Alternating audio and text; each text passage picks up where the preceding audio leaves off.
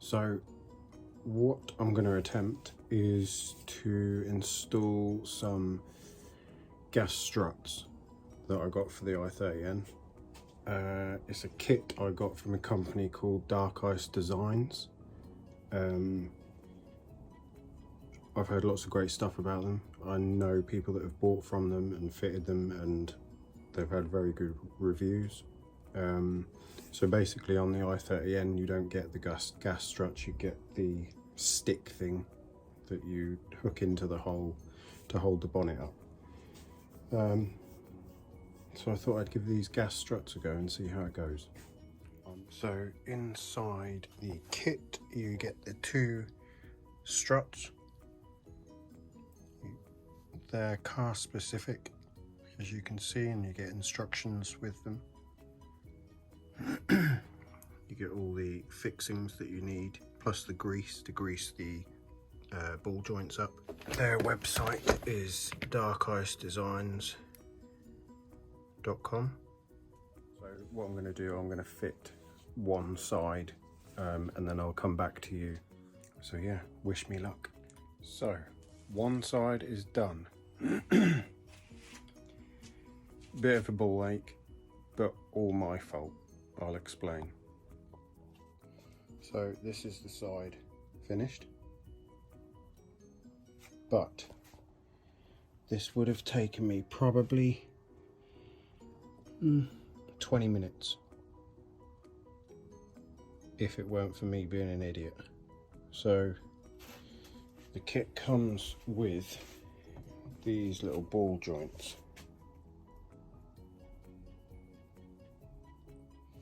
Now on the i30s there's a nut on top and a nut just below. I don't know if you can see that. Nut underneath. Now there's me trying to undo nut on top and nut below. Now I know you're all probably going to be laughing, but what I didn't realise is that all you need one of these on top and undo it, because what I thought was a nut underneath needed to be loosened is actually the thread for the bolt. So don't make that mistake, just undo the nut on top, and then with these ball joints screw them into the thread, tighten it down, and the rest I'll show you as I go along. So what we need to do first is undo this bolt here. It's a 10mm.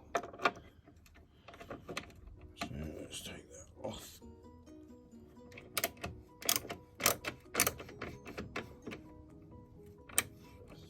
Now that the bolt is out, we need to take a washer and the ball joint.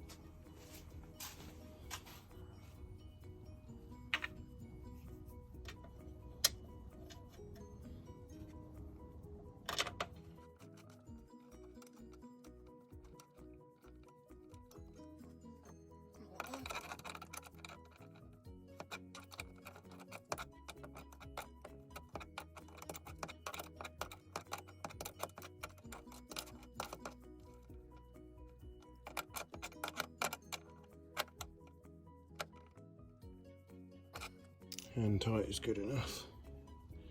So now that's on. Now we need to take this top bolt out here. So by the way, this one is the closest one to this black one. So the one that comes out here is red, so that's the one you need to take out. So I'll now loosen this and get back to you. So now I've taken that bolt out, which is a 12mm by the way. Now we use this bolt, which is supplied, along with this ball joint or bracket, and it's a bit fiddly because you can't, you have to kind of do them, attach them simultaneously. So screw the bolt in whilst the bracket is in place.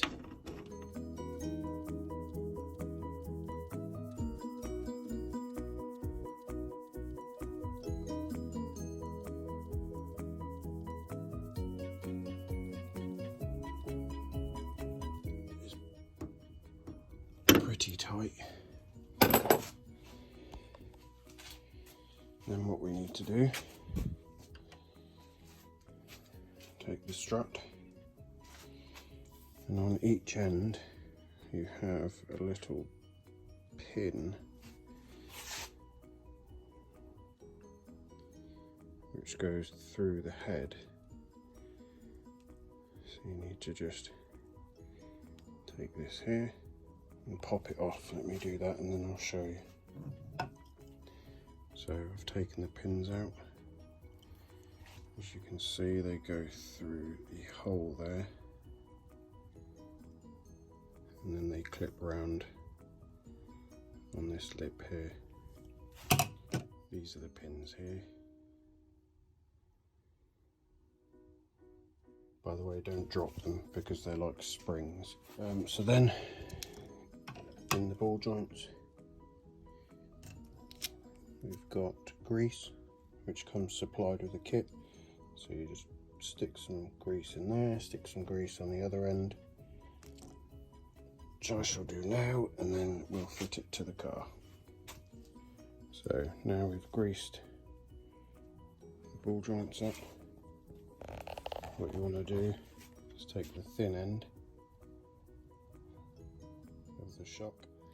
So what you want to do is place it on the ball, push down until you feel it click, and then the same at the top, and then we'll stick the pins in. So now we've got them pushed in both ends. Take your pin, find the hole which is just there,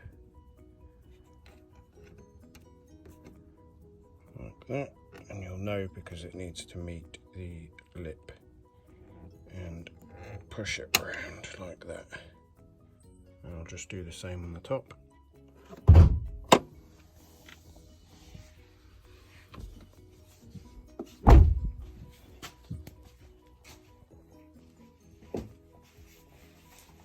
So we are finished, and it works like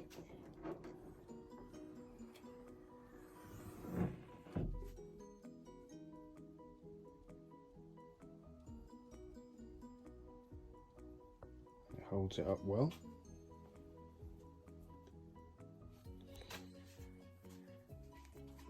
The only thing I would say is if you're opening it and you're just gonna let it open of its own steam, it will fling up a little bit, but I suppose that's fine. Everything's bolted down.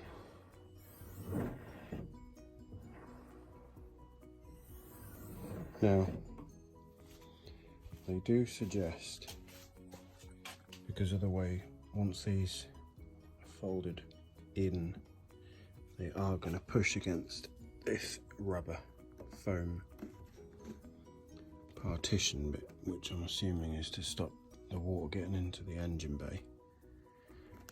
They do suggest cutting an indentation out of that so that the strut can sit sort of inside the foam. Now I'm not going to do that. I'm going to leave it a little while and see how it goes. I very rarely open my bonnet anyway, so I'm assuming after a time it will form its own indentation. But the bonnet fits fine, everything lines up, it closes fine. The other thing is I'm not sure whether to completely remove the old pin, as it's not needed anymore. I'm considering removing that. In fact, I think I probably will. So that's it. That is the install. The tools I used was simply just one of these, along with a 10mm and 12mm socket. Bit of brute force, but everything else comes in the kit. In terms of what I think of the product, can't fault it. I mean, it works as it should. It's as advertised. It got delivered within 2 days of ordering. Time will tell how long they last, but I do know people who have had them on their cars for a good number of years now, and they've had no problems.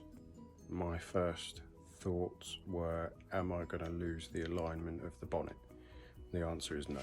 2 bolts that hold the bonnet to the bracket either side, and you're only undoing one of them bolts each side, so it holds its alignment. And obviously you're not moving the bonnet up and down whilst they're undone anyway, so it's fine. The product is great. I mean, it does the job. I am going to take the original arm off because it's not needed, but yeah, I'm happy. Get one. I mean, it's a simple mod, if you can call it a mod. Now, if you do want to get one, I will link the website in the description.